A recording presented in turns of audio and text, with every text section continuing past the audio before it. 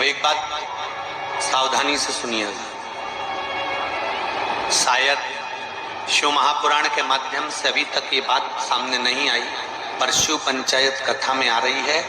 जितने आस्था चैनल पर कथा सुन रहे हो, जितने फेसबुक और यूट्यूब पर सुन रहे हो, और जितने इस छत्तीसगढ़ की पावन धरा पर बैठकर सुन रहे हो, बहुत सावधानी से सुनना। एक प्रश्न हमारे भीतर खड़ा होता है, जब हम सूर्य नारायण भगवान को अर्घ देते हैं, जल चढ़ाते हैं, तो वो जल पृथ्वी पर जब गिरता है तो उसकी छींटे हमारे शरीर पर लगते हैं। क्या वो ठीक है? क्या वो श्रेष्ठ है?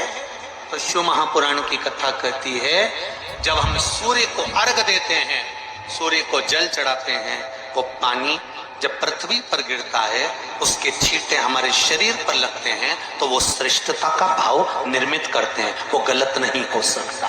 कारण अब वो भी समझ लीजिए।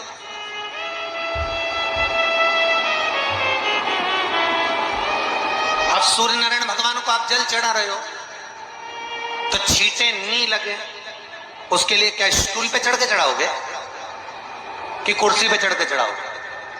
अरे बोलो तो सही। अब कई लोगों के दिमाग में यह बात भरा गई कि हम भगवान को जल चढ़ाते हैं, वो हमारे शरीर में छींटे लगते हैं, जमीन पे से पानी गिरता है, वो हमारे शरीर को छींटे लगते हैं, भगवान को अच्छा नहीं लगता होगा। कौन ने कहा? पहले तो उसको पकड़ के लगा।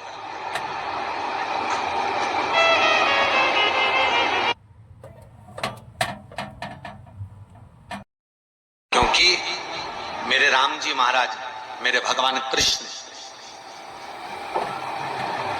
बड़े बड़े संत, साधु, सन्यासी, तपस्वी, साधक, उपासक जितने भी हुए, जिन्होंने सूर्य की आराधना करी, इन्होंने टेबल पे चढ़कर या कुर्सी पे चढ़कर जल नहीं चढ़ाया, इन्होंने पृथ्वी पर खड़े होकर ही, क्योंकि पृथ्वी तत्व के देव हैं शिव।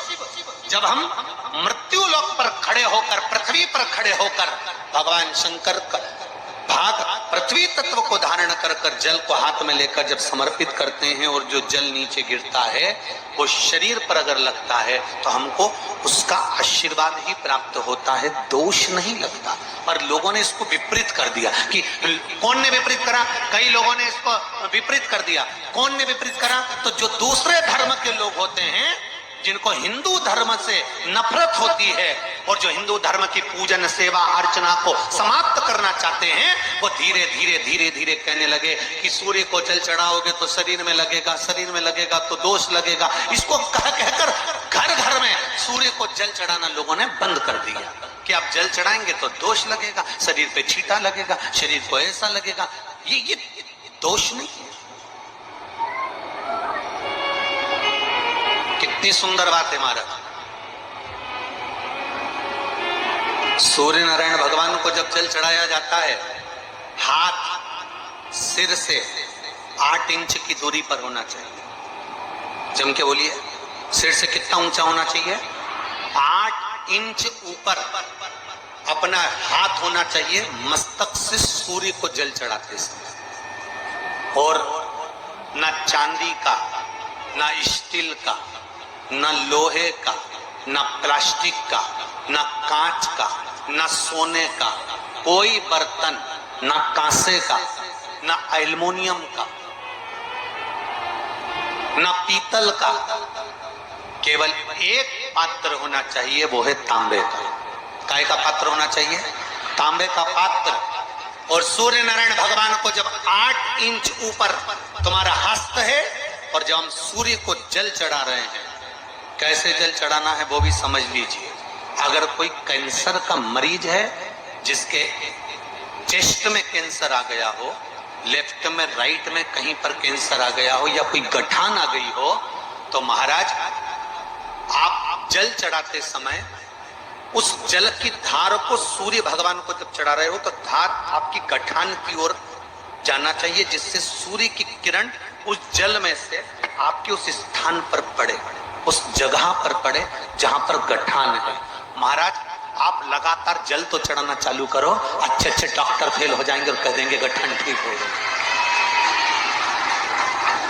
आपका लीवर और किडनी गड़बड़ कर रहा है, आप प्रतिदिन, आपका स्वास्थ्य गड़बड़ रहता है, आप प्रतिदिन ये ज्योतिष शास्त्र के अंतर्गत, रत्न शास्त्र के अंतर्गत ये रत्न शास्त्र, ज्योतिष शास्त्र, रंग शास्त्र जो हमारे यहाँ है, रंगों के हिसाब से ये जितने रत्न होते हैं, माणिक हुआ, सोना, मोती हुआ, नीलम हुआ, मूंगा हुआ, पुखराज हुआ, ये क्यों कहते हैं ये पीला है, ये सफेद है, ये नीला है, ये लाल है, इसको शरीर में क्यों पहनाते हैं? उसका कारण होता है कि जब शरीर में पहनते हैं, सूर्य की किरण उसमें पड़ती है, हमारे शरीर पर वो कलर का इफेक्ट पड़ता है, उस कलर को शरीर पर लगता है, और शरीर पर लगता है तो हमारा शरीर धीरे धीरे, हमारी जो इंद्रियां हैं वो सही होने लगती हैं, काम सही होने लगता है। तो आप कहते हो ना साहब, मैं कौन सा नक पहनूं, मैं कौन सा मोती पहनूं, मैं कौन सा पुखराज पहनूं, मैं कौन सा नीलम पहनूं, वो ज्योतिष शास्त्र के अंतर्गत, रत्न शास्त्र के अंतर्गत जितने रत्न हम पहनते हैं, ये केवल उस किरण के लिए ही तो पहनते हैं कि जो सूर्य की किरण मिले,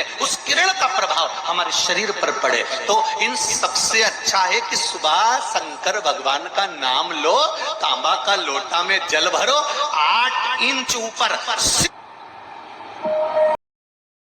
जो जल तुम चढ़ा रहे हो, वो जल की जो धार आ रही है उसमें सूर्य का दर्शन होना चाहिए, तो कैंसर की बीमारी कभी नहीं हो सकती। लीवर, किडनी, हार्ट, आपके हार्ट में अगर तकलीफ है, डॉक्टर ने कह दिया कि इसमें नस चोक है, आपको कहीं ना कहीं छल्ला डलेगा, आपको कह दिया इसमें कुछ ना कुछ प्रॉब्लम आ रही है, आप सूर्य को अर्घ देना चालू कर दो, सूर्य को जल चढ़ाना चालू कर दीजिए। आप सूर्य को जल चढ़ाओ, वो जल की जो तरंग आ रही है, वो जल जो निकल कर जा रहा है, उसकी जो किरण आपके हृदय पर, आपकी छाती पर पड़ रही है, नाड़ियों में पड़ रही है, नसों में पड़ रही है, उसका बल देखो तो सही। 1 महीना लगातार चढ़ाओ तो 15 दिन 20 दिन कर तो देखो। क्यों राम जी महाराज जल चढ़ाते थे, क्यों भगवान कृष्ण जल चढ़ाते थे सूर्य को, क्यों दशरथ जी महाराज जल चढ़ाते थे, क्यों कश्यप ऋषि जल चढ़ाते थे सूर्य को, सारे 33 कोटि देवता, सारे ऋषिवर, साधु संत सन्यासी तपस्वी साधक उपासक सब भगवान सूर्य को अर्घ दिया करते थे। क्यों देते? किस लिए?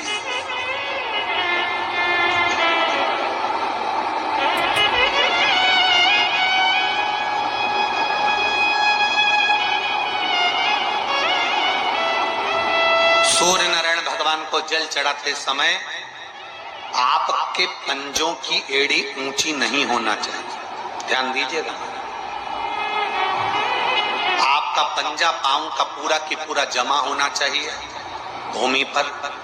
हाथ कितने इंच ऊपर? 8 इंच ऊपर होना चाहिए। जल जो गिरे, सूर्य की किरण, सूर्य का दर्शन उस जल की रोशनी में करना चाहिए। क्या होगा उससे? जिस बच्चे को आंख में चश्मा लगा हो, मोटे से मोटा चश्मा लगा हो, छूट नहीं रहा हो, तो थोड़े दिन उसको सूर्य का अर्घ चढ़वाना चालू कर दो और जल में से सूर्य का दर्शन कराना चालू कर दो। सूर्य का दर्शन जल में से 2 महीना 2.5 महीना बहुत है, आंख की रोशनी बढ़ जाएगी, चश्मा हट जाएगा। आप कर देखिए। अब एक प्रश्न और खड़ा होता सूर्य को अर्घ देने। गुरुजी, पंचदेव पंचायत में सूर्य नारायण भगवान शंकर की पंचायत में हैं। सूर्य नारायण को हम फ्लैट में रहते हैं, हम फ्लैट के अंदर रहते हैं, तो हम फ्लैट में रहते हैं, हमारे यहाँ अगर छज्जा नहीं है, हमारे यहाँ जगह नहीं है, तो हम सूर्य को अर्घ कैसे दें? तो महाराज खिड़की तो होगी, अगर घर में फ्लैट में पानी ढुलेगा और आप लोग नहीं समेट सकते तो एक बाल्टी रख लो, एक पात्र रख लो, और सूर्य नारायण भगवान को अर्घ देकर रोशनी शरीर पर पड़ना चाहिए। जिंदगी में कभी कोई बड़ी बीमारी नहीं आ सकती। कितने लोग देते हैं सूर्य को अर्घ? जरा हाथ उठाओ। बहुत बढ़िया, बहुत जोरदार। पुरुष लोग भी देते हैं ना, चाहे बच्चे से बच्चा, बच्चों के हाथ में भी 1 लोटा पानी पकड़ाओ। घर में छोटे बच्चे हो ना, उनको तांबे का लोटा दो, पानी दो, जा बाहर खड़े हो जा, 1 लोटा पानी चढ़ा के। पहले दिन आप स्वयं बच्चे के साथ बाहर खड़ी हो, ओटले पर, घर के बाहर खड़ी हो, छत पे खड़ी हो या घर के बाहर खड़ी हो, और बच्चे से कह लो, चढ़ाओ बेटा, देखो ऐसा हाथ 8 इंच ऊपर करिए, तांबे का लोटा लेकर पानी धीरे धीरे डोलना है, जैसे वो स्लो मोशन के सीन नहीं होते नाटक में, ये एकदम धीरे धीरे, बस नहीं तो मालूम पड़े छोरा छोरी एक साथ उंडेल के नहीं। जल चढ़ाते समय उस पानी में से सूर्य की किरण पड़ना चाहिए, सूर्य की।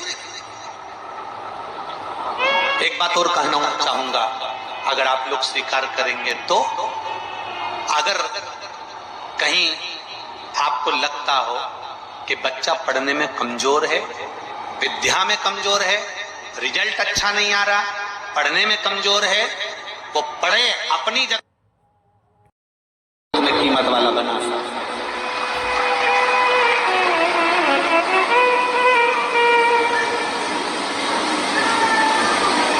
तुम भी ये सोचो ना कि हम भी, हो सकता है कि हमारे जीवन में ना जाने कितना पाप कर्म किया हो, कितना गलत कर्म किया हो, क्या क्या करा हो, हम भी अपने जीवन में हो सकता है ऐसे कि हमारी मंजिल तक नहीं पहुंच पा रहे, हम भी फालतू होंगे उस समय पर। हमारे पास में भी कोई कार्य नहीं होगा तो हमारा गुरु, कोई शिव गुरु ऐसा मिलेगा कि हमको भी परमात्मा की शरणागति तक, शुभ कार्य तक पहुंचा, अच्छी जगह तक पहुंचा।